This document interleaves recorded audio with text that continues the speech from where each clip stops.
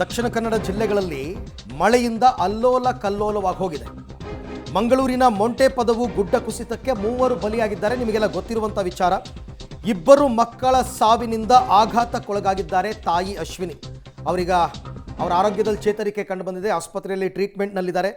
ಅವರ ಅತ್ತೆ ಮತ್ತು 2 ಮಕ್ಕಳನ್ನು ಕಳ್ಕೊಂಡು ಪಾಪ ಕಣ್ಣೀರಿಡ್ತಾ ಇದ್ದಾರೆ. ಈ ದೃಶ್ಯ ಮಾತ್ರ ನಿಮಗೆ ರೈಟ್ ವಿಂಡೋದ ದೃಶ್ಯ ಇದೆಯಲ್ಲ, ಅದು ನಿಮಗೆ ರಾತ್ರಿ ಕನಸಲ್ಲೂ ಕಾಡುತ್ತೆ. ಹಿಂಗಾಗ್ಬಿಟ್ರೆ ಏನಪ್ಪ ಗತಿ ಅಂತಂದ್ಬಿಟ್ಟು ಈಗ ಸದ್ಯಕ್ಕೆ ಆಸ್ಪತ್ರೆಯಲ್ಲಿ ಚಿಕಿತ್ಸೆ ಪಡಿತಾ ಇದ್ದಾರೆ. ನಿಧಾನವಾಗಿ ಅವರು ಆರೋಗ್ಯದಲ್ಲಿ ಚೇತರಿಕೆ ಕಂಡು ಬರ್ತಾ ಇದೆ. ಬಟ್ ಆಘಾತ ಅಂತಕ್ಕಂಥದ್ದು ನಮಗೆ ಕನ್ಸಲ್ಲಿ ಕಾಡುತ್ತೆ ಅಂತಂದರೆ ಇನ್ನು ಅವರು ಇದರಿಂದ ಹೆಂಗೆ ಹೊರಗೆ ಬರಬೇಕು? ಪಾಪ ಮಕ್ಕಳನ್ನ ಕಳ್ಕೊಂಡಿದ್ದಾರೆ. ಆಮೇಲೆ ಈ ಥರ ಗುಡ್ಡ ಕುಸಿತ ಆಗಿರ್ತಕ್ಕಂಥದ್ದು ಇಂಥ ಸನ್ನಿವೇಶ. ನನಗಂತೂ ಇವರು ಮೆಂಟಲಿ ರಿಕವರ್ ಆಗೋದಕ್ಕೆ ತುಂಬ ದಿನಗಳು ಬೇಕಾಗುತ್ತೆ ಅಂತ ಅನಿಸುತ್ತೆ. ತುಂಬ ದಿನಗಳು. 2 ಮಕ್ಕಳನ್ನು ಕಳ್ಕೊಂಡಿದ್ದಾರೆ, ಅತ್ತೆನ ಕಳ್ಕೊಂಡಿದ್ದಾರೆ, ಮನೆ ಹೋಗಿದೆ. ಹೆಂಗೆ ಒಂದು ದಿನದಲ್ಲಿ ಇಡೀ ಅವರ ಜೀವನವೇ ಸಂಪೂರ್ಣ ಬುಡಮೇಲಾಗೋಗಿದೆ. ಹಿಂಗೆ ಬರುತ್ತೆ ಜೀವನದಲ್ಲಿ ಒಂದು ದಿನ ಅಂತ ಅವರು ಕನಸು ಮನಸ್ಸಲ್ಲೂ ಅಂದ್ಕೊಂಡಿರಲಿಲ್ಲ. ಆಮೇಲೆ ಇದಕ್ಕೆಲ್ಲ ಕಾರಣ ಯಾರು ಗೊತ್ತಾ? ನಾವೇ. ಮನುಷ್ಯನ ಹಸ್ತಕ್ಷೇಪದಿಂದಲೇ ಗುಡ್ಡ ಕುಸಿತಗಳಾಗ್ತಾ ಇದೆ ಅಂತ ವೈಜ್ಞಾನಿಕ ವರದಿ ಹೇಳ್ತಾ ಇದೆ.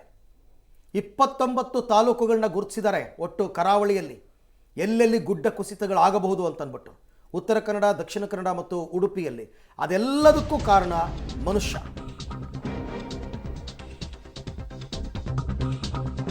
ಮಂಗಳೂರಿನ ಗುಡ್ಡ ಕುಸಿತಕ್ಕೆ ನಾವು ಹೇಳ್ತಾ ಇದ್ದೀವಿ, ಒಂದೇ ಕುಟುಂಬದ 3 ಸಾವನ್ನಪ್ಪಿದ್ದಾರೆ. ಘಟನೆಗೆ ಅಧಿಕಾರಿಗಳ ನಿರ್ಲಕ್ಷ್ಯ ಕಾರಣ ಅಂತ ಪೊಲೀಸರಿಗೆ ಈಗ ದೂರು ದಾಖಲಾಗಿದೆ. ಇನ್ನೊಂದು ಕಡೆಗೆ ಅಂತ್ಯಕ್ರಿಯೆ ಕೂಡ ಅಲ್ಲೇ ಮಾಡ್ತಾರಂತೆ. ಉಳ್ಳಾಲ ತಾಲೂಕಿನ ಮೊಂಟೆಪದವು ಕೋಡಿಯಲ್ಲಿ ಅಂತ್ಯಕ್ರಿಯೆ ನಡೆಸ್ತಾರಂತೆ. ಕುಟುಂಬ ಅತ್ಯಂತ ದೊಡ್ಡ ನೋವು, ಸಂಕಟದಲ್ಲಿ ಮುಳುಗಿದೆ.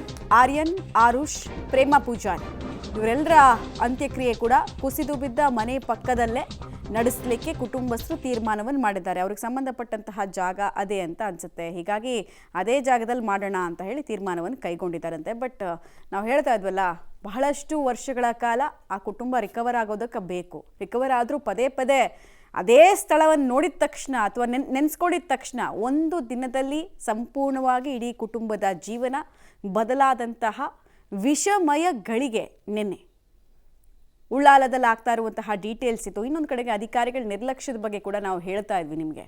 ಹೆಂಗೆ ಮ್ಯಾನ್ ಮೇಡ್ ಡಿಸಾಸ್ಟರ್ ಆಗಿ ಮ್ಯಾನ್ ಮೇಡ್ನ ಡಿಸಾಸ್ಟರ್ನ ಕಾರಣಕ್ಕೋಸ್ಕರ ಗುಡ್ಡ ಕುಸಿತ ಉಂಟಾಯಿತು ಅಂತ.